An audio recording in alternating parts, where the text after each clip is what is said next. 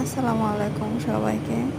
তো চুল কাটতেও ইচ্ছা করে, আবার চুল কাটতে ইচ্ছা করে না। হালকা, হালকা করে একটু করে কাটতেছি আরকি।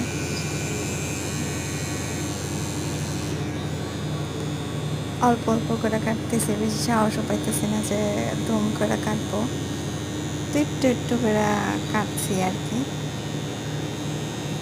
তো চুলের আগাটা আবার ছিল, একা, একা কাটতেও পারতেছিলাম না। তো এটা নিয়ে এমনিতে একটা আপনার সাথে শেয়ার করলাম। চুল কাটা নিয়ে তো বাচ্চারা পুরা দেখতেছে যে আমি কি চুলকি বুড়াটাই কেটে ফেলি কিনা, নাকি কি করি। এ কারণে ঘুইরা, ঘুইরা, ঘুইরা, ঘুইরা শুধু দেখতেছে আর আমার প্রশ্ন করতেছে, "কি করো, কি করো?"